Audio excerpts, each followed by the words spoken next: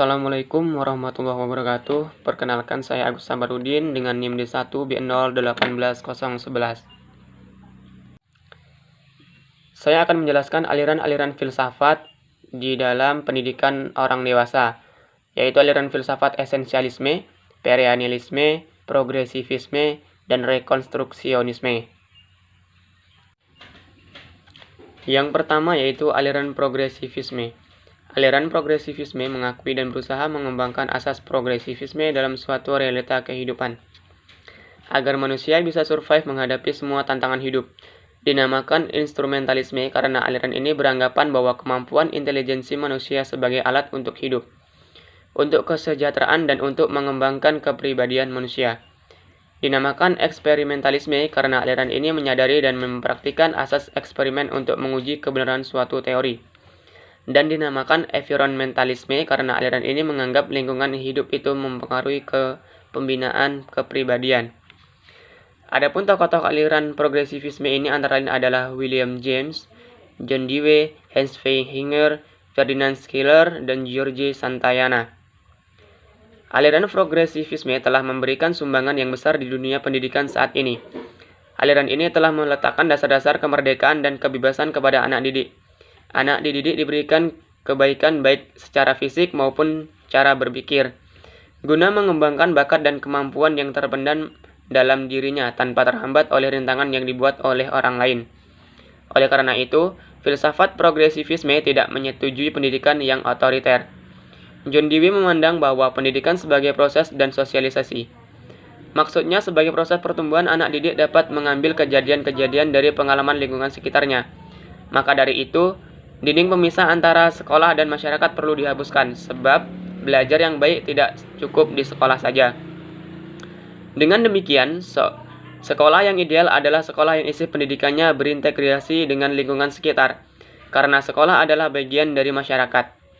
Dan untuk itu, sekolah harus dapat mengupayakan melestarikan karakteristik atau kekhasan lingkungan sekolah sekitar atau daerah di mana sekolah itu berada.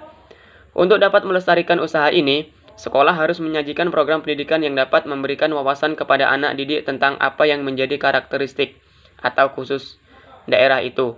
Untuk itulah, filsafat progresivisme menghendaki sistem pendidikan dengan bentuk belajar, sekolah sambil berbuat, atau learning by doing.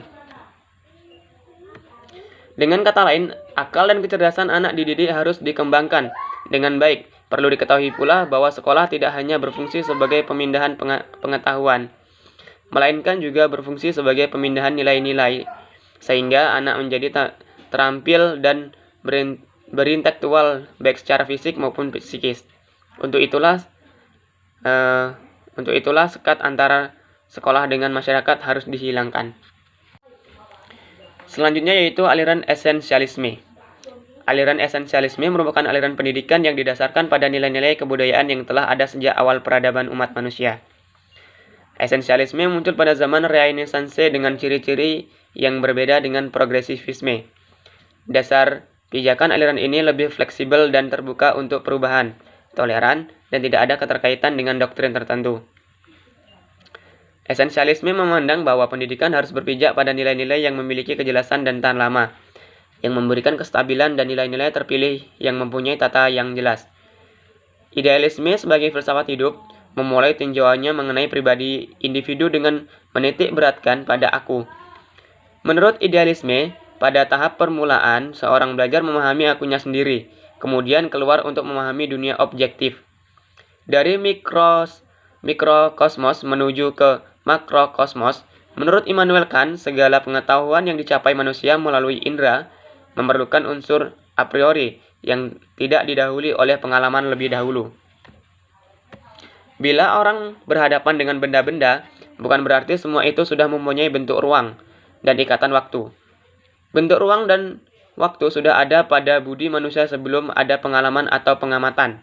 Jadi, a priori yang terarah bukanlah budi pada benda, tetapi benda-benda itu yang terarah pada budi. Budi membentuk dan mengatur dalam ruang waktu dengan mengambil landasan pikir tersebut. Belajar dapat didefinisikan sebagai substansi spiritual yang membina dan menciptakan diri sendiri. Rousse Yelvini, seorang ahli sosiologi dari filosof, menerangkan tentang hakikat sosial dari hidup mental. Dikatakan bahwa mental adalah keadaan rohani yang positif. Dikatakan bahwa mental adalah keadaan rohani yang pasif. Hal ini berarti bahwa manusia pada umumnya menerima apa saja yang telah dibentuk dan diatur oleh alam sosial. Jadi, belajar adalah menerima dan mengenal secara sungguh-sungguh nilai-nilai sosial angkatan baru yang timbul untuk ditambah, dikurangi, dan diteruskan pada angkatan berikutnya. Selanjutnya yaitu aliran perennialisme. Perennialisme memandang pendidikan sebagai jalan kembali atau proses pengembalian keadaan sekarang. Perennialisme memberikan sumbangan yang berpengaruh baik teori maupun praktik bagi kebudayaan dan pendidikan zaman sekarang. Dari pendapat ini diketahui bahwa perennialisme merupakan hasil pemikiran yang memberikan kemungkinan bagi seorang untuk bersikap tegas dan lurus. Karena itulah, perennialisme berpendapat bahwa mencari dan menemukan arah tujuan yang jelas merupakan tugas yang utama dari filsafat, khususnya filsafat pendidikan. Menurut perennialisme, ilmu pengetahuan merupakan filsafat yang tertinggi, karena dengan ilmu pengetahuanlah seseorang dapat berpikir secara induktif. Jadi, dengan berpikir maka kebenaran itu akan dapat dihasilkan. Penguasaan pengetahuan mengenai prinsip-prinsip pertama adalah modal bagi seseorang untuk mengembangkan pikiran dan kecerdasan. Dengan penguasaan pengetahuan mengenai prinsip-prinsip pertama adalah modal bagi seseorang untuk mengembangkan pikiran dan kecerdasan. Dengan pengetahuan bahan penerangan yang cukup, orang akan mampu mengenal dan memahami faktor-faktor dan problema yang perlu diselesaikan dan berusaha mengadakan penyelesaian masalahnya. Diharapkan anak didik mampu mengenal dan mengembangkan karya-karya yang menjadi landasan pengembangan disiplin mental. Karya-karya ini merupakan buah pikiran besar pada masa lampau. Berbagi buah pikiran mereka oleh zaman telah dicatat menonjol seperti bahasa, sastra, sejarah, filsafat, politik, ekonomi, matematika, ilmu pengetahuan alam, dan lainnya, yang telah banyak memberikan sumbangan kepada perkembangan zaman dulu. Tugas utama pendidikan adalah mempersiapkan anak didik ke arah kematangan. Matang dalam arti hidup akalnya. Jadi akal inilah yang perlu mendapat tuntutan ke arah kematangan tersebut. Sekolah rendah memberikan pendidikan yang pengetahuan serba dasar dengan pengetahuan yang tradisional seperti membaca, menulis, dan berhitung. Anak didik memperoleh dasar penting bagi pengetahuan-pengetahuan yang lain. Sekolah sebagai tempat utama dalam pendidikan mempersiapkan anak didik ke arah kematangan akal dengan memberikan pengetahuan. Sedangkan tugas utama guru adalah memberikan pendidikan dan pengajaran kepada anak didik. Dengan kata lain, keberhasilan anak dalam bidang akalnya sangat tergantung kepada guru, dalam arti orang yang telah mendidik dan mengajarkan. Nah, itulah tadi penjelasan mengenai aliran-aliran filsafat di dalam pendidikan orang dewasa. Terima kasih. Wassalamualaikum warahmatullahi wabarakatuh.